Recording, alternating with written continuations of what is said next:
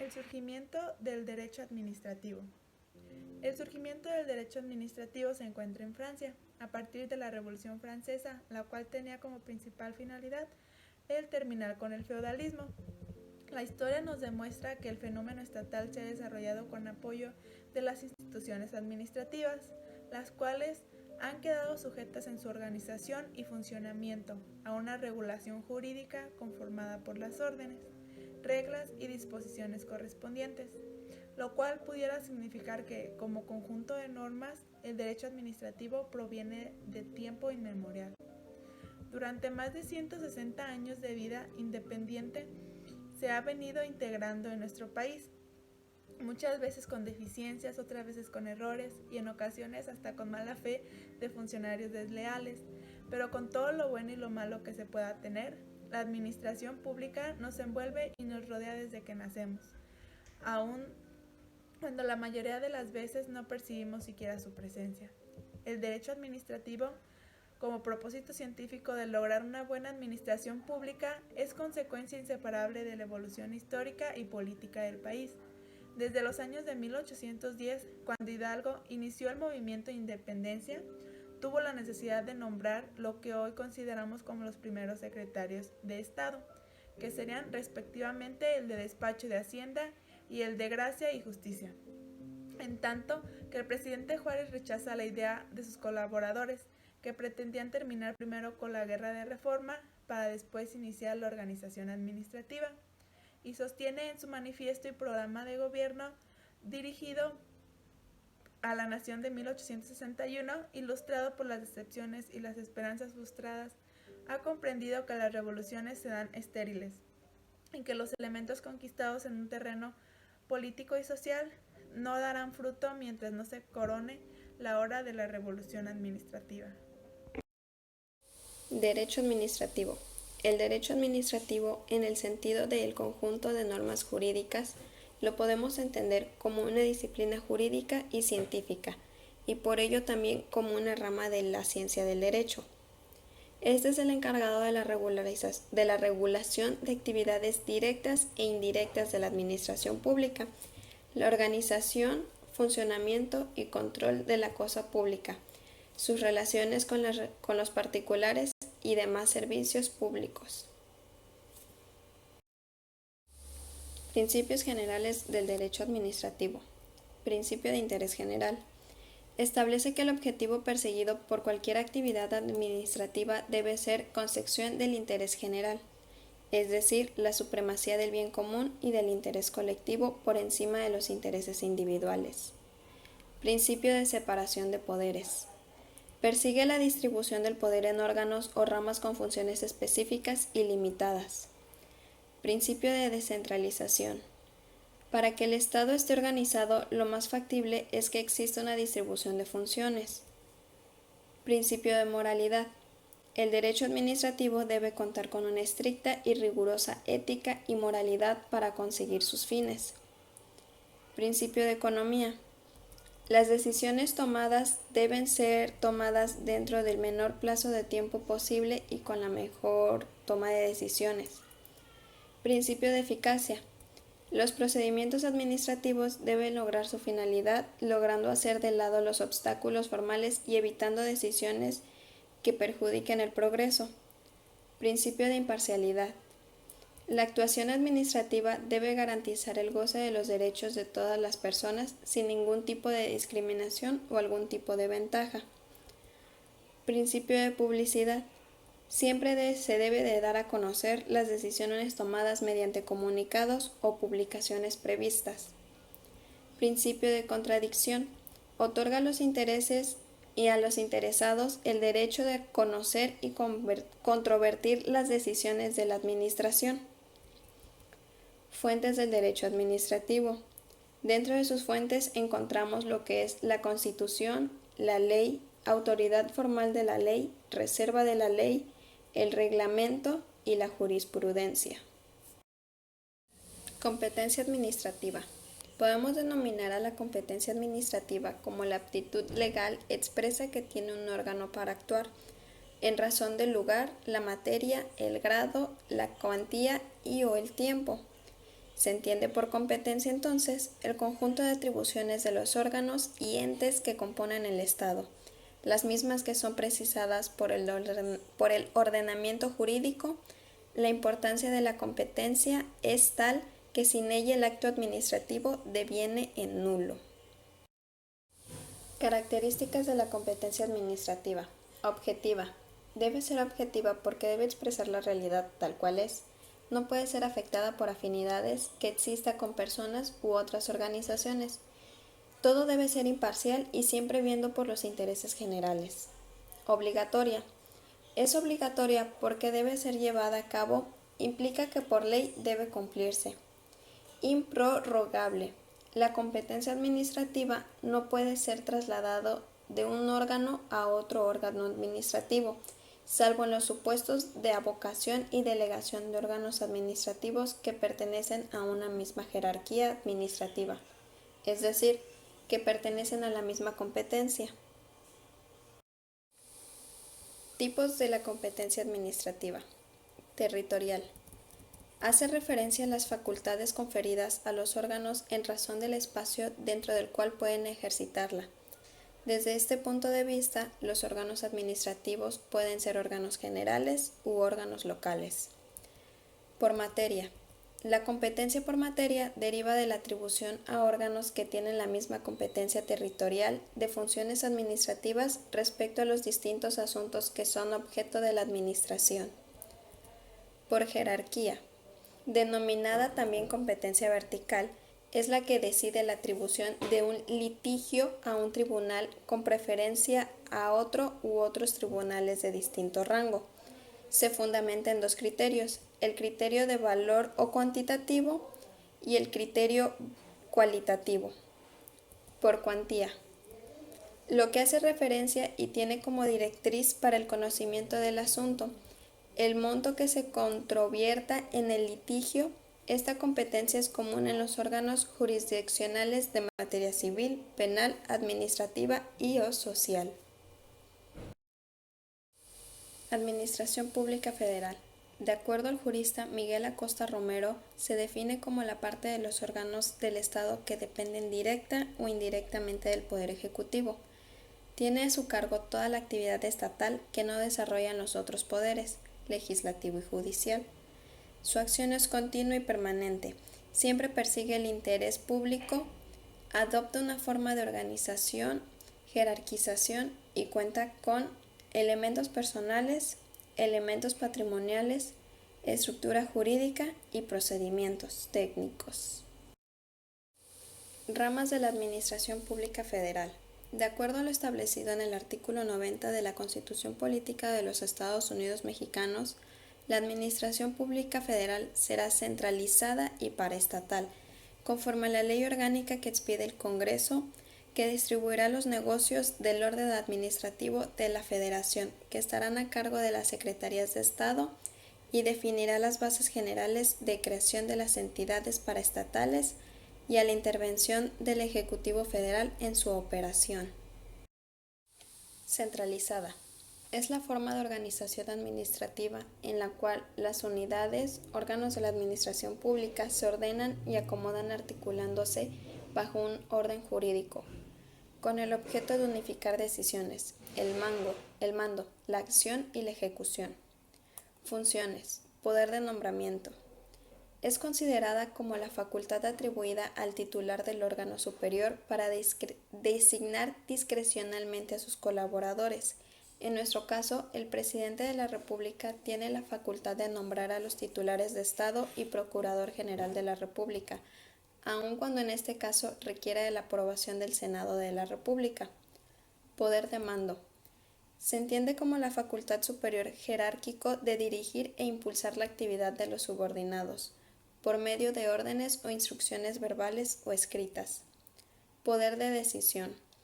Gracias a este poder, el superior puede optar entre varias alternativas de resolución y adoptar la que a su juicio sea más conveniente, la que habría de ser acatada por el inferior. Poder de vigilancia.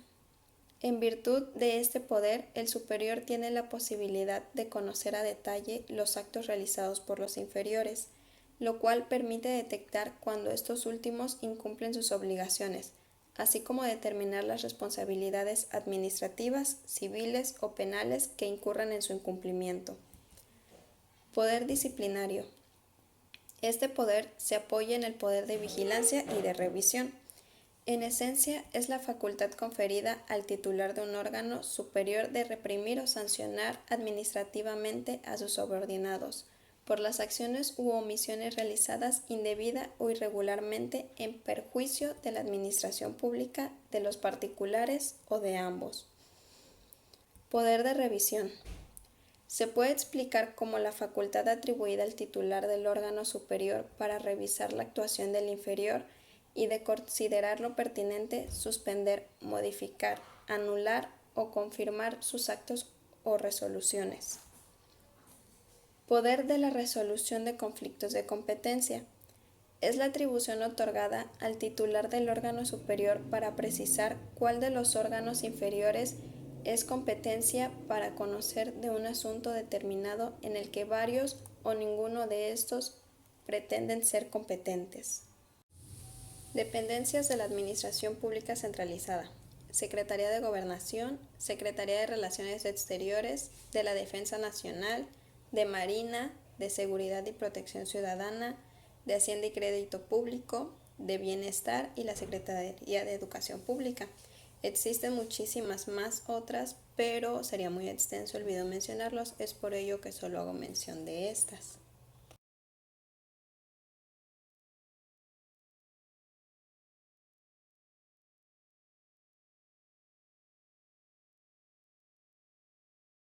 Administración Pública Paraestatal. El político y abogado Ignacio Pichardo Pasaga considera que la administración pública paraestatal es una forma de actividad que en muchos casos podría ser llevada a cabo por particulares, pero que por alguna razón funciones. En el artículo 58 de la Ley Federal de las Entidades Paraestatales se encuentran las funciones de las entidades paraestatales, que en total son 17, pero que de forma resumida son: número 1. Establecer en congruencia con los programas sectoriales las políticas generales y definir las prioridades a las que deberá ajustarse la entidad paraestatal relativas a producción, productividad, comercialización, finanzas, investigación, desarrollo tecnológico y administración general. Número 2. Aprobar los programas y presupuestos de la entidad paraestatal, así como sus modificaciones en los términos de la legislación aplicable. Número 3. Fijar y ajustar los precios de bienes y servicios que produzca o preste a la entidad paraestatal, con excepción de aquellos que se determinen por acuerdo del Ejecutivo Federal. Número 4. Aprobar la concertación de los préstamos para el financiamiento de la entidad paraestatal con créditos internos y externos. Número 5.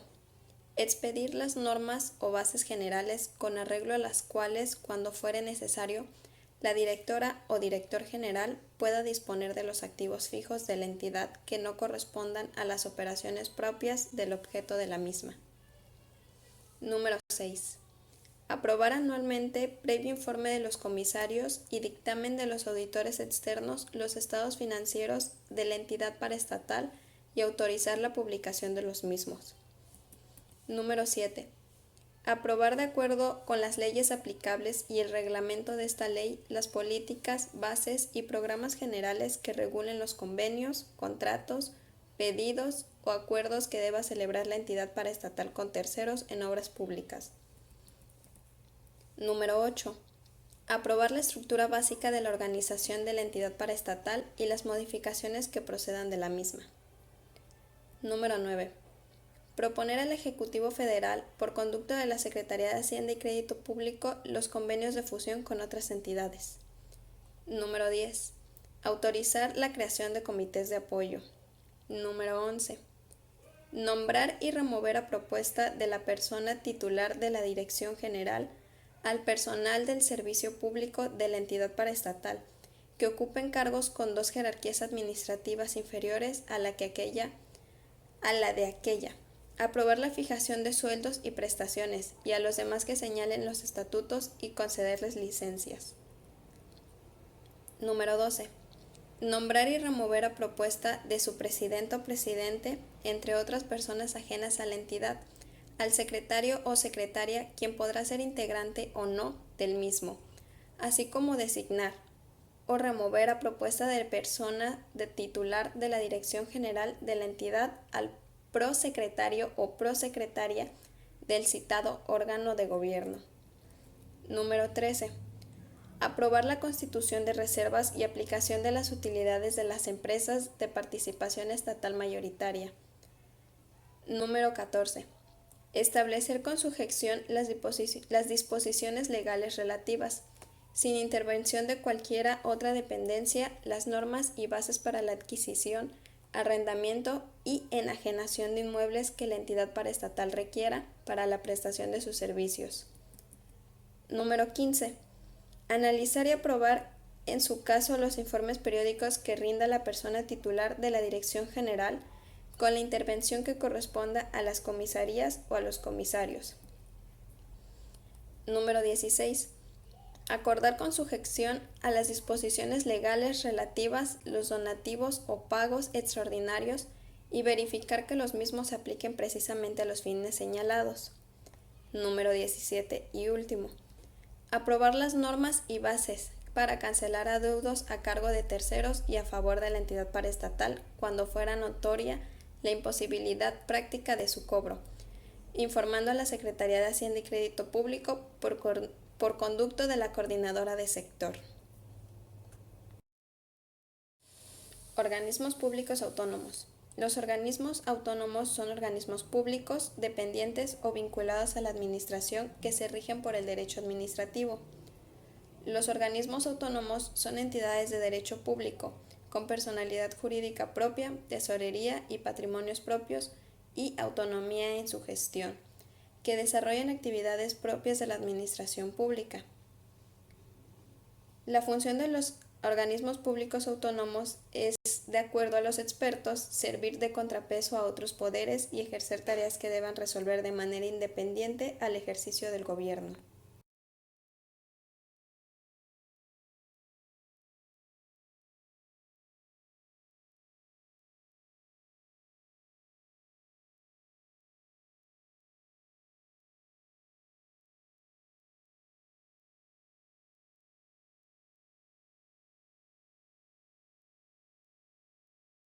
Dos ejemplos de organismos serían el INE, Instituto Nacional Electoral. Esta es la máxima autoridad electoral del Estado mexicano, que además de llevar a cabo las elecciones federales y emitir la credencial para votar, realiza una serie de actividades, tanto al interior del instituto como para la ciudadanía. Es el encargado de organizar las elecciones federales para presidente, diputados y senadores, y en coordinación con los organismos electorales de las entidades, los comicios locales. La competencia. ¿Qué es y en qué consiste? Bueno, pues principalmente puedo hacer mención de que la competencia es un tributo procesal el cual es de suma importancia en lo que son los procesos jurisdiccionales. La competencia será el límite de la jurisdicción y la jurisdicción en forma general la podemos definir como la capacidad que tendrá el juzgador para ejercer, aplicar el derecho en un caso en concreto, mientras que la capacidad será la forma en que sea aplicada esa jurisdicción. Por tanto, esta capacidad será el conjunto de requisitos o de elementos que que se puedan satisfacer para que esta jurisdicción pueda ser aplicada y ejercida. Entonces podemos decir también que todos los jueces tienen jurisdicción, pero no todos son competentes, porque no todos van a conocer o saber resolver algún asunto determinado. Entonces, dentro de los elementos de la competencia, podemos mencionar el que es por territorio. En este elemento, en cada tribunal, en cada juzgado, tendrán distintas atribuciones dependiendo del lugar de los hechos. Otro elemento es por materia. En este depende del conocimiento que tenga el juzgador. Por ejemplo, pues algún juzgador haya estudiado la rama del derecho que es derecho civil, derecho mercantil, entonces cada uno de ellos tendrá conocimientos distintos. Por ello, pues dependiendo del caso se va a necesitar del conocimiento diferente. Algún otro elemento puede ser el que es por grado. En este depende la instancia en el que se encuentre el caso. Por ejemplo, primera o segunda instancia, porque pues supongamos que el caso ya se está llevando anteriormente, pero no se ha podido resolver, entonces ahora está en segunda instancia, se necesitará de una persona pues que pueda defender el caso. Eh, También está el elemento que es por turno. En este es cuando en el mismo lugar hay dos o más juzgadores, entonces cada uno de ellos tendrá turno distinto, entrará en tiempo distinto en lo que es el proceso. Otro de los elementos que puedo mencionar es por cuantía. En este es de índole preconario. Y por último, puedo mencionar el elemento de la seguridad de la prisión. En este es cuando la autoridad judicial pues tiene en reclusión a alguna persona, entonces necesita trasladarla a un lugar de mayor seguridad. Entonces será trasladada o trasladado el imputado acosado a pues a un centro de mayor pues a un centro de reclusión de mayor seguridad. Estos elementos que mencioné, estos 6 elementos, son los más conocidos o los más aplicados. Hay algunos otros que podemos encontrar, pero que no mencioné porque pues no son como que tan conocidos. Nada más mencioné pues los más importantes. Un servidor público. Un servidor público pues es aquella persona que se encarga de realizar actividades, tareas, con el fin de generar un bienestar entre la sociedad. Con esto pues no afirmamos que su trabajo sea ad honorem. Esto pues significa que a cambio de su actividad pues tal vez no vaya a percibir una retribución económica, sino que pues independientemente del salario que tenga, su actividad será caracterizada porque su tarea no sea destinada a la actividad privada, sino al servicio de la sociedad. Como su nombre lo dice, pues un servidor público pues va a servir al público, a la sociedad. Eh, por ello se encuentran trabajando al servicio del Estado y generalmente pues es en la administración pública. Como vemos, pues los funcionarios son una variante de un servidor público, pero no todo servidor público será un funcionario. Por ejemplo, un bombero será un servidor público, ya que su trabajo pues implica una gran parte al bienestar de la sociedad. Y uno pues de los rasgos que debe sobresalir de los servidores públicos es su ética, ya que en las consecuencias de las acciones que suelen llegar a pues a un conjunto mayor de la sociedad, y a esto pues podemos sumar que su prestigio social eh, pues suele manejar fondos económicos estatales y por ende pues depende de las aportaciones que haga cada uno de los ciudadanos. Entonces, además del hecho de que suelen representar instituciones con una larga tradición, su regulación generalmente está contenida dentro de la constitución del país. Cada, pues cada una de las constituciones pues será diferentes normas, pues dependiendo del país en que se encuentren y acompañadas de otras legislaciones pues de mayor o menor dimensión. El acto administrativo. El acto administrativo lo podemos entender o lo podemos definir como la declaración unilateral de voluntad externa, concreta, ejecutiva y pues emana en la administración pública del Distrito Federal. Dicha ley de dicha ley federal del proceso administrativo menciona el artículo 3º donde establece los elementos y los requisitos del acto administrativo. El primero es ser expedido por un órgano competente. Esta expedición del órgano se refiere a que el órgano del Estado se atendrá a actuar dentro de lo que está permitido. El segundo elemento tiene por objeto que pueda ser materia del mismo, es decir, determinado o determinable, preciso en cuanto a las circunstancias de tiempo y lugar previstos en la ley. Este requisito, este elemento del acto administrativo será plasmado en un documento y estos actos del Estado no pueden ser ambiguos.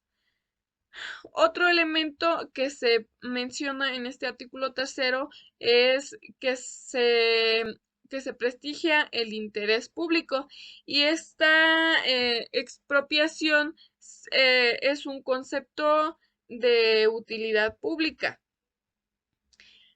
El quinto elemento es que esté fundado y motivado, donde un error es fundamental, una acción puede llevar a la nulidad del acto administrativo. La ley les permite que en un momento de contestar la demanda, las autoridades determinen de forma adecuada la fundamentación aplicable al caso. Por ello, pues debe estar fundamentada y motivada. El sexto elemento que se menciona es que la ley, que el acto administrativo concentra que proceda en algún recurso o juicio para poder resolver el caso indiciable al mismo. Puede brindar principalmente definidad si el acto administrativo no indica el medio ordinario de defensa y actuar pues al amparo para determinar el acto administrativo. Este procedimiento administrativo no es necesario agotar el recurso de revisiones. En el artículo 83, la ley federal relata antes de acudir a los juicios, acompañarlo si la responsabilidad pues es uniforme, o sea, cumplir los requisitos que menciono que están dentro del artículo 3º, pues en la ley del procedimiento administrativo. Entonces, el ejercicio de las facultades que los confieren por los ordenamientos jurídicos que tiene por objeto crear, trasladar, modificar, transmitir, reconocer o extinguir una situación jurídica concreta cuya finalidad será satisfacer el interés general. La noción de este acto administrativo ha dado lugar a mucho debate doctrinario por la disparidad de enfoques, pero pues en general existe cierta uniformidad en definirlo, como toda declaración de voluntad dictada en ejercicio de función administrativa que procede pues de efectos individuales.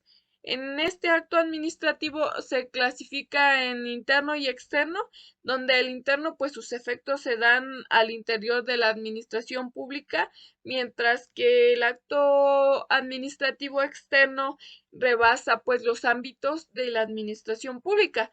Por eso pues debe surtir efectos jurídicos respecto a los gobernadores, a los gobernados más bien. Bueno, anteriormente había mencionado lo que es el acto administrativo. Ahora, el acto de gobierno se refiere a aquella declaración de voluntad emanada del Poder Ejecutivo. Este Poder Ejecutivo es un poder político, un poder público encargado de ejercer y hacer cumplir la Constitución y las leyes, así como dirigir al gobierno de un país. Este va a mm, pues a hacer varias funciones que son organizar, planificar, ejecutar y evaluar toda acción que pues que tenga beneficio para el país, para los ciudadanos. Entonces, eh, en esa ejecución directa que hará el Poder Ejecutivo, dentro de la Constitución, esta ejecución tendrá que ser dentro de la Constitución, que es una ley fundamental de un Estado y que está establecida como guía para su gobierno.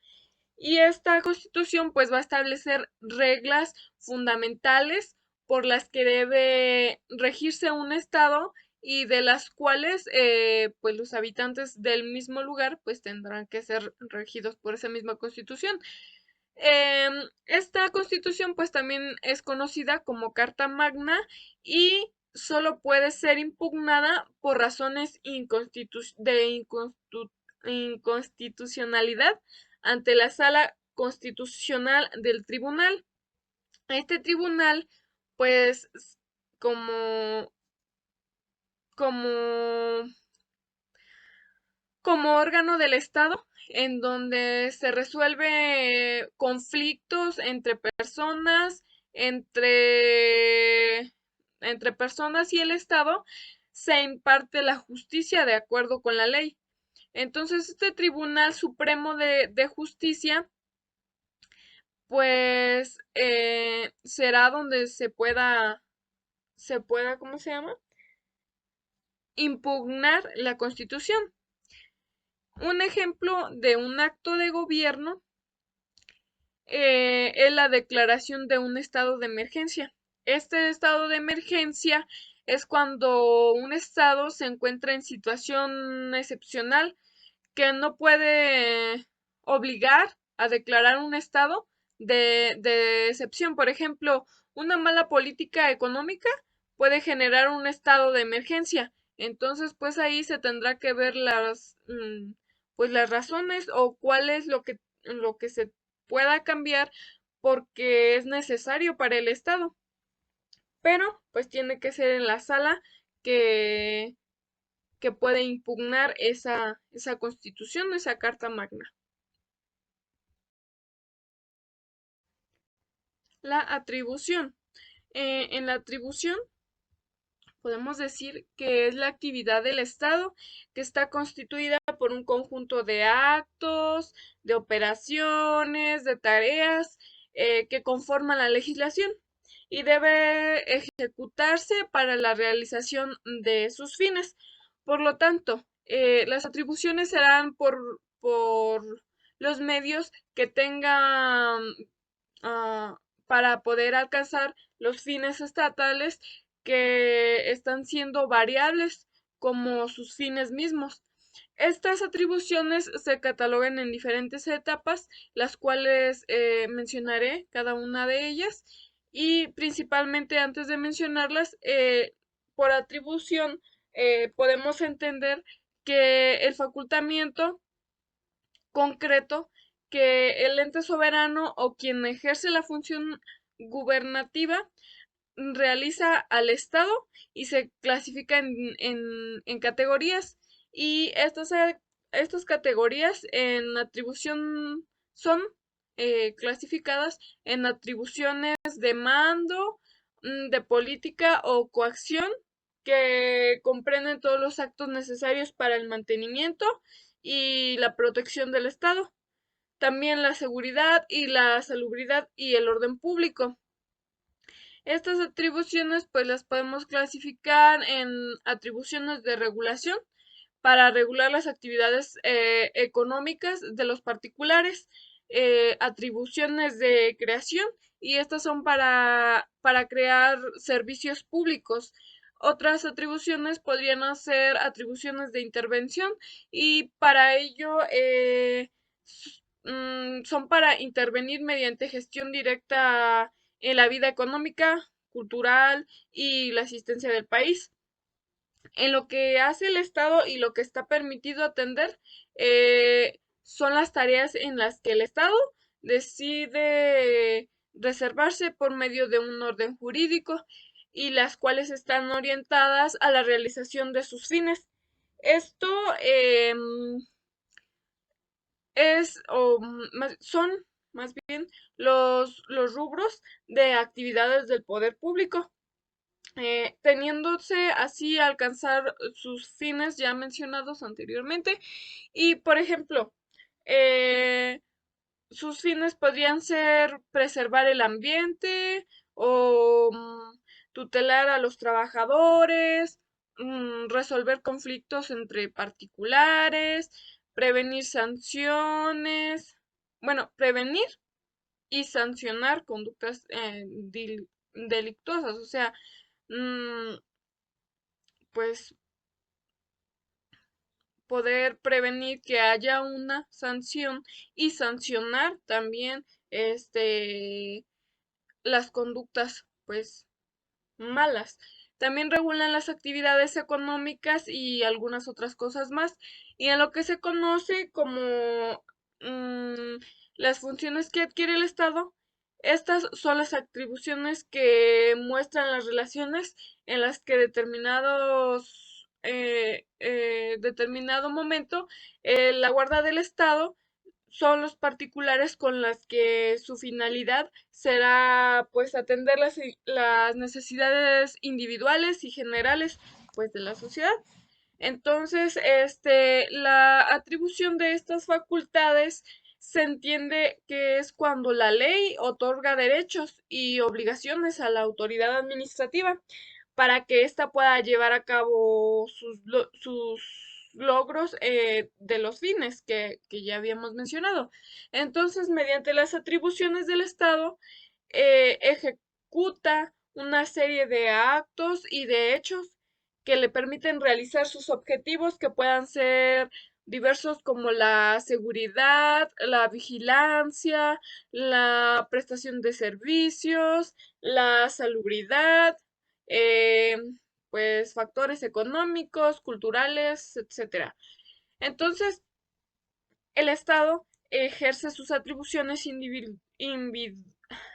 individualizando su actuar mediante funcionarios públicos y siendo así concretan facultades otorgadas para la ley, siendo las atribuciones medios para alcanzar estos determinados fines que se habían comentado hacia el principio. Es natural que el número de extensión de aquellos varíen pues para al cambiar, o sea,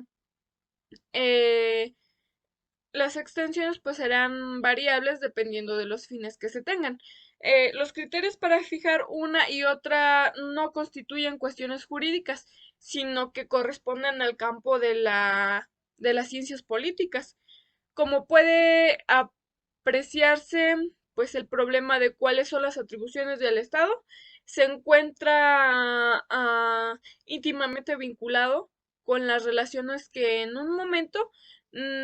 dado, en un momento dado, guarden en el Estado y los particulares, ya que las necesidades individuales y generales que existen en toda la colectividad se satisfacen por la acción del Estado y también por los particulares.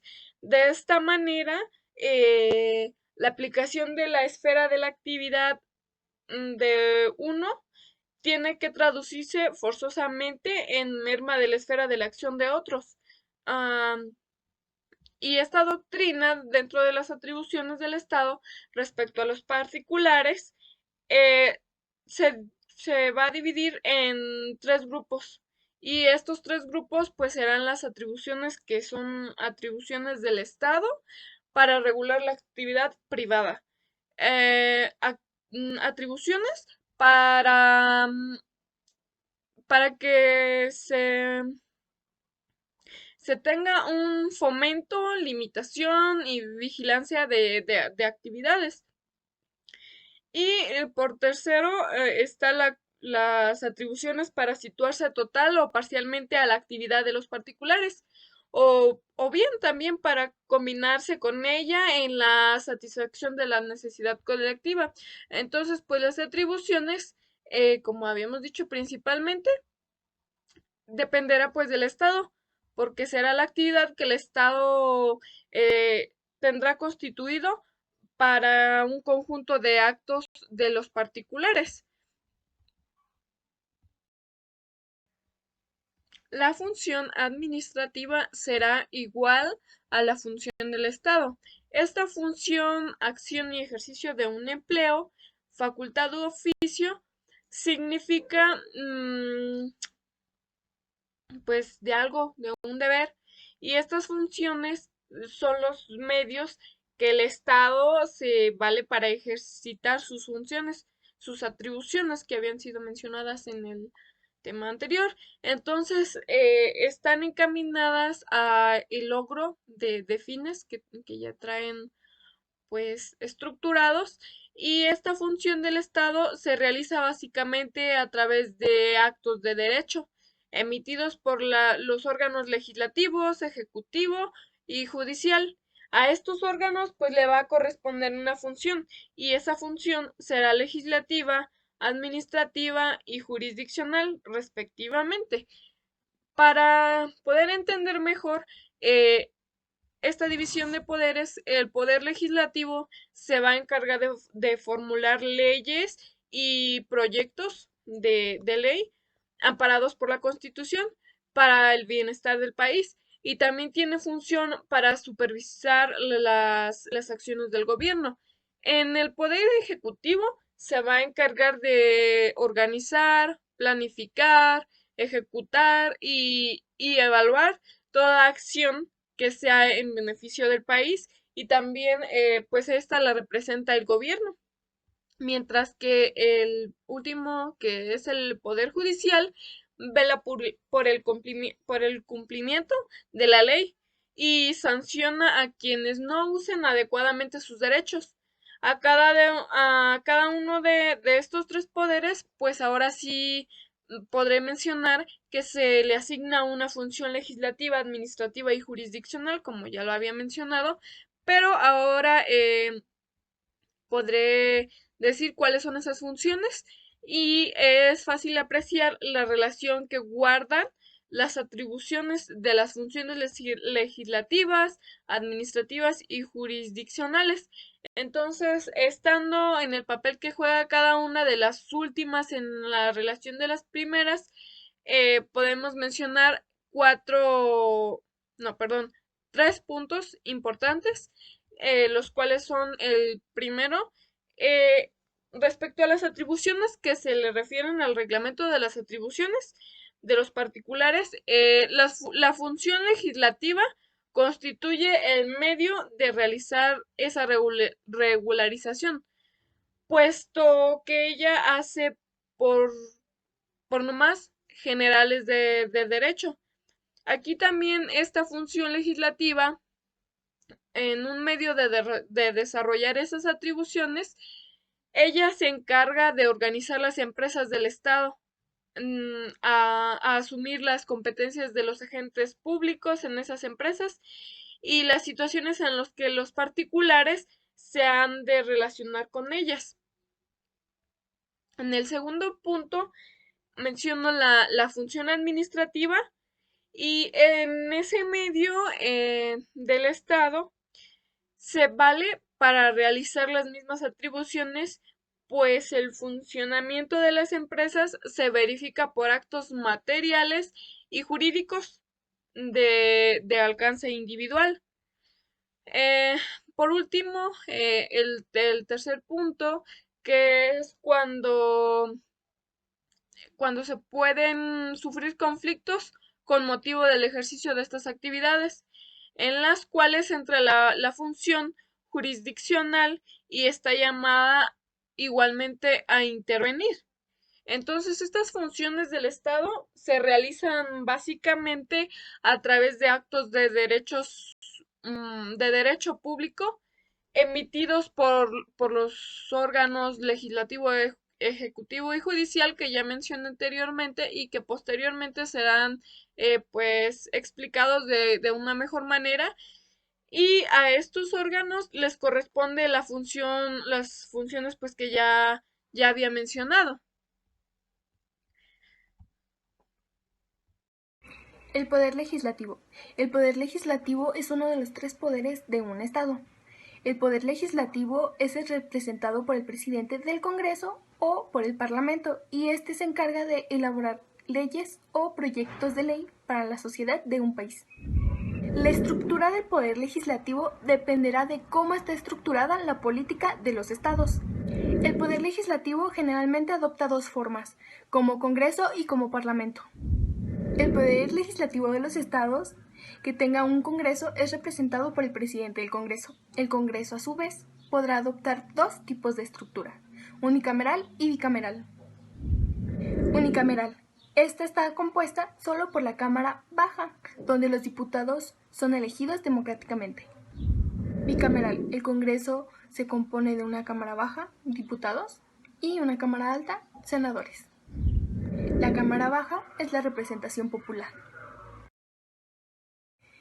La Cámara Alta es la que revisa nuevamente las leyes en el marco de acción relacionado con relaciones económicas, políticas y sociales del Estado. El Parlamento son los representantes elegidos por el pueblo para expresar la voluntad de éste. Elaboran y aprueban normas y leyes de carácter general. El Parlamento está presente en aquellos estados donde el poder ejecutivo es dividido y diferenciado por un jefe de Estado y un jefe de gobierno. Poder ejecutivo. El poder ejecutivo es uno de los tres poderes de un Estado. El poder ejecutivo se encarga de diseñar, planificar y ejecutar el proyecto de un país con base en la Constitución y en las leyes. Así, actúa como un ente que dirige, coordina, planifica y ejecuta las acciones de un gobierno. Sin embargo, no puede ni legislar ni administrar el sistema judicial, ya que esto le pertenece a los otros dos poderes, poder legislativo y poder judicial. El poder ejecutivo está representado por el jefe de Estado o el jefe de gobierno. Esto dependerá de cómo está estructurado la política de cada país según su constitución. El poder judicial. El poder judicial es la potestad que tiene el Estado de cuidar y cumplir las leyes de la Constitución, así como administrar la justicia de un país a través de leyes y reglamentos preestablecidos. El Poder Judicial tiene la finalidad de velar por el cumplimiento de la Constitución y de las leyes en general, hacer cumplir las responsabilidades que tienen las sociedades y proteger los derechos de los ciudadanos. El Poder Judicial es ejercido por jueces, fiscales y magistrados que trabajan en la Corte Suprema o Tribunal Supremo, que es el máximo representante de justicia, en el cual se encargan de decidir cuáles leyes o reglamentos se deberán aplicar para cada caso. Estos representantes del Poder Judicial tienen la potestad de imponer sobre el Poder Ejecutivo y el Poder Legislativo, siempre y cuando no incumplan con sus funciones o que lleven a cabo acciones que promuevan leyes superiores a las existentes. El Poder Judicial funciona de manera autónoma sobre el Poder Ejecutivo y el Poder Legislativo, a fin de garantizar sus dictámenes. Por ello existe la división de poderes, cuyo fin es evitar el abuso de poder y proteger los derechos de los ciudadanos. El Poder Judicial funciona de manera autónoma sobre el Poder Ejecutivo y el Poder Legislativo, a fin de garantizar sus dictámenes. Por ello existe la división de poderes, cuyo fin es evitar el abuso de poder y proteger los derechos de los ciudadanos. El Poder Legislativo, según la Constitución Política de los Estados Unidos Mexicanos en su artículo 50, se depositará en un Congreso General, el cual se dividirá en dos cámaras, una de diputados y una de senadores. El Poder Judicial se integra con fundamento en el marco jurídico aplicable. Se expone la conformación de los órganos depositarios en el Poder Judicial. Suprema Corte de Justicia. Tribunales colegiados de circuito, tribunales unitarios de circuito, juzgados de distrito, tribunal electoral, Consejo de la Judicatura Federal, el Jurado Federal de los Ciudadanos y los tribunales de los estados y Distrito Federal en los casos previstos en el artículo 107, fracción 12 de la Constitución Política de los Estados Unidos Mexicanos, y en los demás que, por disposición de la ley, deberán de acudir al auxilio de la justicia federal. Poder Judicial. En el artículo 94 nos dice que se depositará tanto en el Poder Judicial de la Federación, en la Suprema Corte de Justicia, en el Tribunal Electoral, en los tribunales colegiados y unitarios de circuito y en juzgados de distrito, la administración, vigilancia y disciplina del Poder Judicial de la Federación, con excepción de la Suprema Corte de Justicia de la Nación. Estarán a cargo del Consejo de la Judicatura Federal en los términos que, conforme a las bases que señala esta Constitución, establezcan las leyes. La Suprema Corte de Justicia de la Nación se compondrá de 11 integrantes, ministros y ministras, y funcionará en pleno o en salas. En los términos que la ley disponga, las sesiones de pleno y de las salas serán públicas y por excepción secretas en los casos en que así se lo exijan la moral o el interés público. La competencia de la Suprema Corte, su funcionamiento en pleno y salas, la competencia de los tribunales de circuito, de los juzgados de distrito y del Tribunal Electoral, así como las responsabilidades en que incurran los servidores públicos del Poder Judicial de la Federación, se regirán por lo que dispongan las leyes de conformidad con las bases que esta Constitución establece. El Consejo de la Judicatura Federal determinará el número, división en circuitos, competencia territorial y especialización por materias, entre las que incluirá la de radiofusión, telecomunicaciones y competencia económica, de los tribunales colegiados y unitarios de circuito y de los juzgados de distrito. Asimismo, mediante acuerdos generales establecerá plenos de circuito, atendiendo al número y especialización de los tribunales colegiados que pertenezcan a cada circuito. Las leyes determinarán su integración y funcionamiento. La ley establecerá la forma y procedimientos mediante concursos abiertos para la integración de los órganos jurisdiccionales, observando el principio de paridad de género. El Pleno de la Suprema Corte de Justicia estará facultado para expedir acuerdos generales, a fin de lograr una adecuada distribución entre las salas o los asuntos que competa conocer a la Corte, así como remitir a los tribunales colegiados de circuito para mayor prontitud en el despacho de los asuntos, aquellos en los que hubiera establecido jurisprudencia, o los que, conforme a los referidos acuerdos, la propia Corte determine para una mejor impartición de justicia. Dichos acuerdos surtirán efectos después de publicarlos.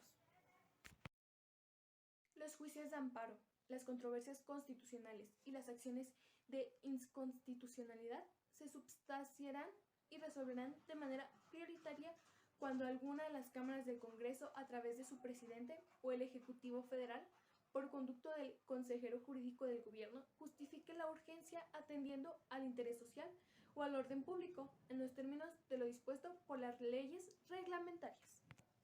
La ley fijará los términos en que sea obligatoria la jurisprudencia que establezcan los tribunales del Poder Judicial de la Federación y los plenos de circuito sobre la interpretación de la Constitución y normas generales, así como los requisitos para su interrupción y sustitución.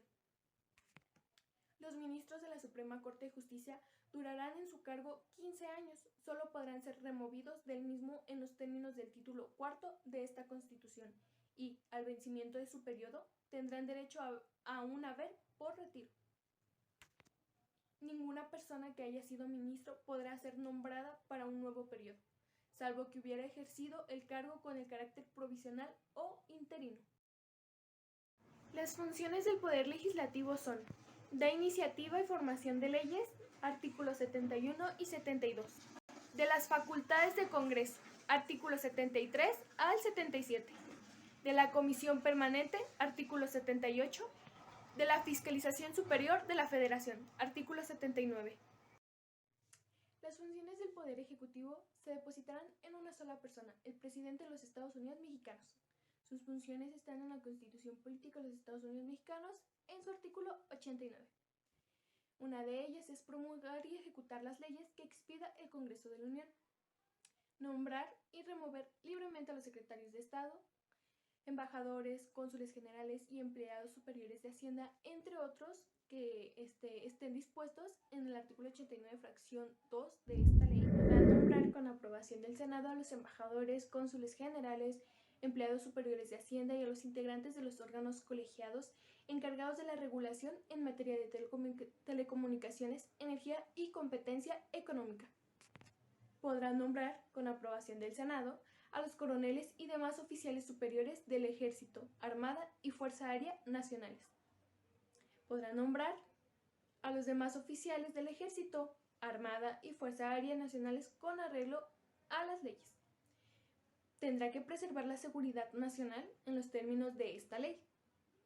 Podrá disponer del Ejército, de la Armada o la Fuerza Aérea, ya sea temporal o permanentemente.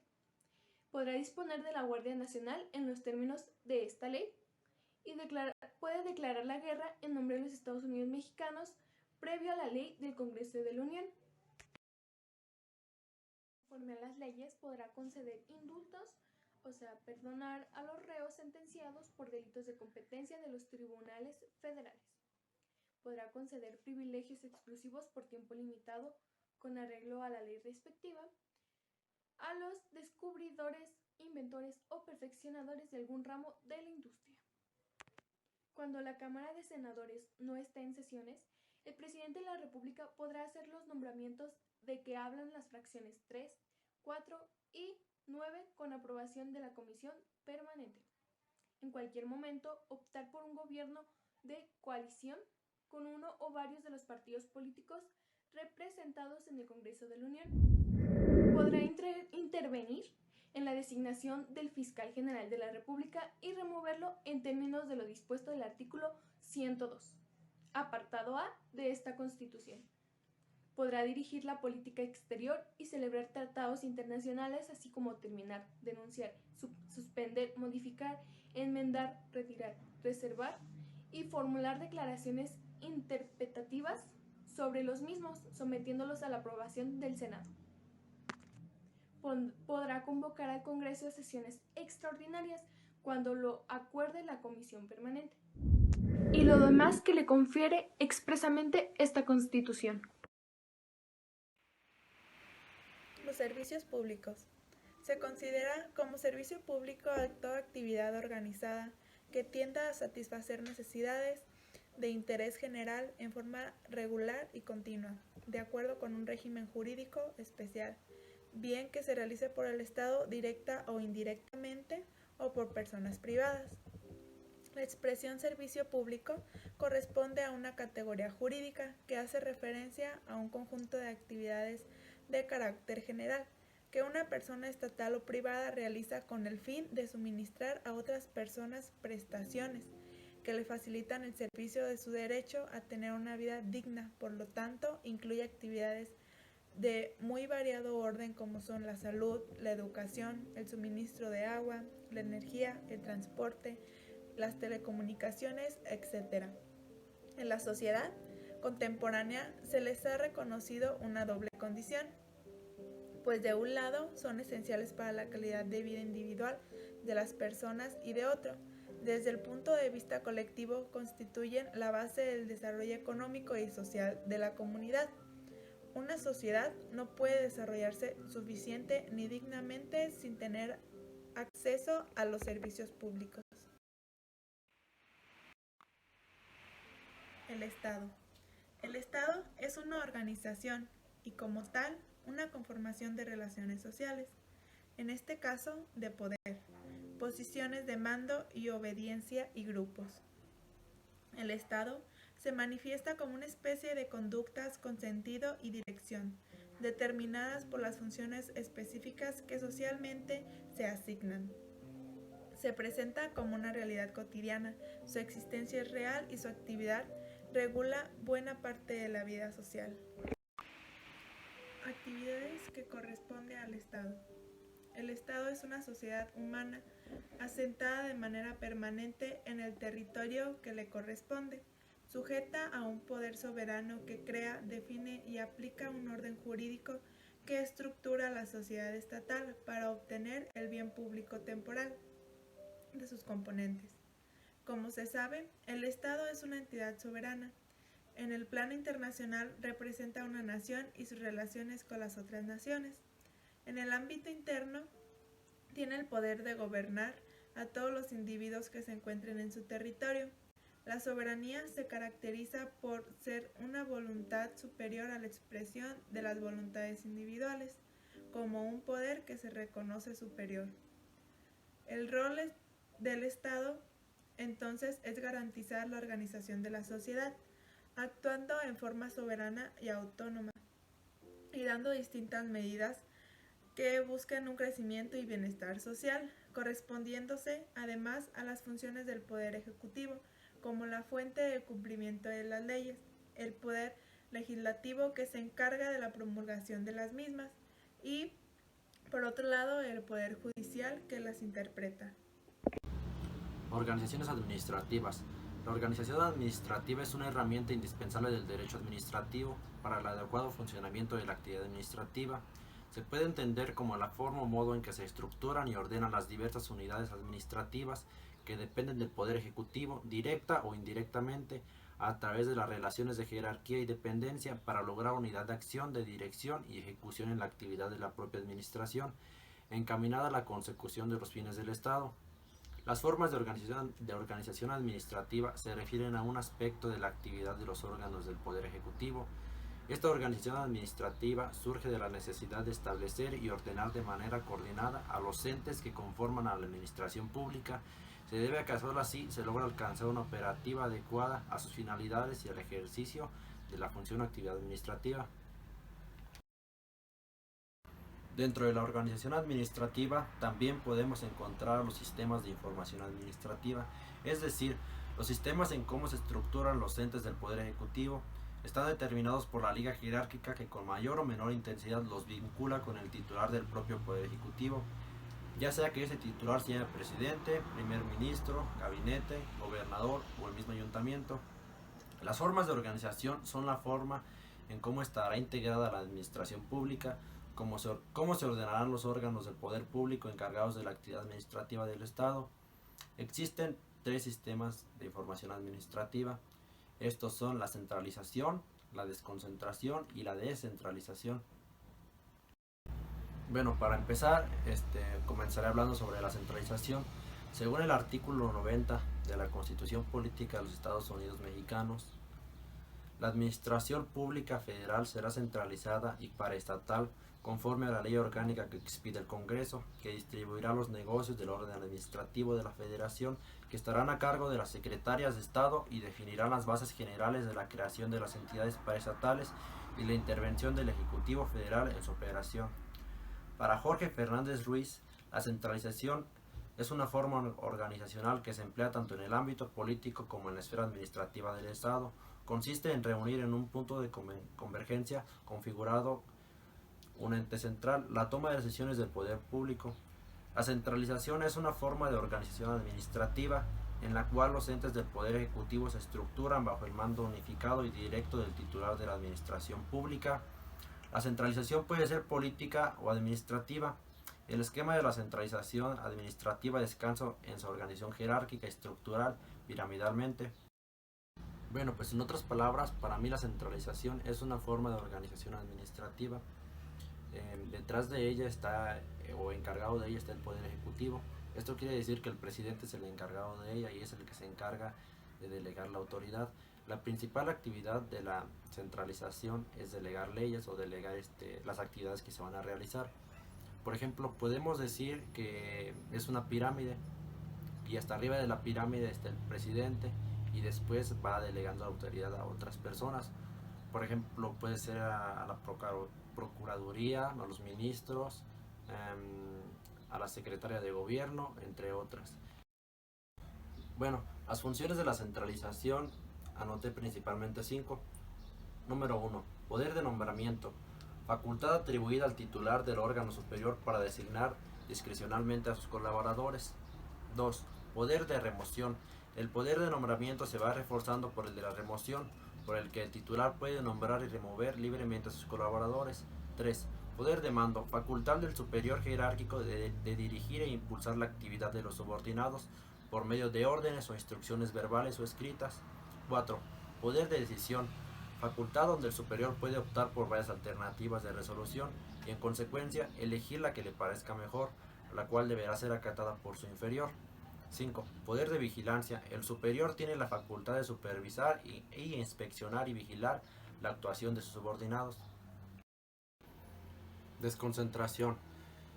El artículo 17 de la Ley Orgánica de la Administración Pública Federal dice que para la más eficaz atención y eficiente despacho de los asuntos de su competencia, las secretarias de Estado y los departamentos administrativos podrán contar con órganos administrativos desconcentrados que les estarán jerárquicamente subordinados y tendrán facultades específicas para resolver sobre la materia y dentro del ámbito territorial que se determine en cada caso, de conformidad con las disposiciones legales aplicables. La desconcentración es una de las formas de organización administrativa, modo de estructurar los entes públicos de su dependencia con el jefe del Ejecutivo, e implica una manera de diluir el poder y la competencia de los subordinados para despachar asuntos. La descentralización administrativa consiste en una forma de organización en la que los entes públicos, aun cuando dependen jerárquicamente de un órgano centralizado, gozan de cierta autonomía y funcionalidad. Bueno, pues para mí la desconcentración es una forma de organización administrativa en la cual se realizan actividades un nivel más abajo que la descentralización. Podemos decir que la desconcentración depende de la centralización. Algunas de las actividades que se realizan también está a cargo el Poder Ejecutivo. Algunos ejemplos que podemos decir de la desconcentración son, por ejemplo, Hacienda y Crédito Público, el Instituto Politécnico Nacional, entre otros. Características de la desconcentración. 1. Forman parte de la centralización administrativa. 2. Mantienen liga jerárquica con algún órgano centralizado. Este órgano centralizado puede ser, por ejemplo, la Secretaría de Gobernación o la misma Procuraduría. No tienen que ser necesariamente esos, pero puede ser cualquier órgano o institución centralizado. 3. Poseen cierta libertad para su actuación técnica. 4. Debe ser un instrumento de derecho público el que los cree o modifique o extinga. Por ejemplo, puede ser una ley, un reglamento o un decreto. 5. Cuentan con competencia limitada a cierta materia o territorio. 6. No poseen personalidad jurídica propia. 7. Los bienes que emplean no les pertenecen, sino que son patrimonio del Estado. Descentralización. Según la Ley Orgánica de la Administración Pública Federal, en el artículo 45, son organismos descentralizados las entidades creadas por la ley o decreto del Congreso de la Unión o por decreto del Ejecutivo Federal, con personalidad jurídica y patrimonios propios, cualquiera que sea la estructura que adopten.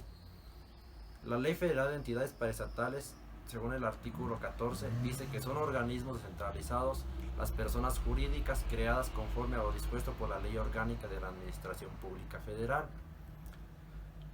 La descentralización administrativa es una forma de organización de entes que pertenecen al Poder Ejecutivo, los cuales están dotados de su propia personalidad jurídica y de autonomía jerárquica para efectuar tareas administrativas. En la creación de esos organismos, el Estado puede recurrir a figuras del derecho público o del derecho privado. Para mí la descentralización es una forma de organización administrativa en la cual ya se realizan cosas, pues por decirlo así, menos importantes. Por ejemplo, una forma de descentralización es, por ejemplo, el colegio de bachilleres. La descentralización se puede dar por territorio o por servicio. Algunos ejemplos de los organismos centralizados son, como ya lo dije, colegio de bachilleres, Comisión Federal de Electricidad, Consejo Nacional de Ciencia y Tecnología, Fondo de Cultura Económica y puede ser también una casa de cultura. Dentro de las funciones que se realizan dentro de la centralización están: 1. La realización de actividades correspondientes a las áreas estratégicas o prioritarias. 2. La presentación de un servicio público o social. 3. La obtención o aplicación de recursos para fines de asistencia o seguridad social. 4. Mejorar la prestación de servicios por el sector público y elevar el nivel de vida de los ciudadanos. 5. Manejar intereses colectivos que correspondan a la población. Las características de la descentralización son: 1. Son creadas por ley del Congreso o por decreto del presidente de la República. 2. El derecho positivo le reconoce una personalidad jurídica propia, distinta del Estado. 3. Como consecuencia de la característica anterior, dichos organismos cuentan con patrimonio propio. 4. Gozan de autonomía, jerarquía con respecto al órgano central. Esto es, que los distingue el hecho de poseer un autogobierno. 5. Realizan función administrativa, es decir, su objeto, en tanto personal, moral o colectiva, se refiere a cometidas estatales de naturaleza administrativa.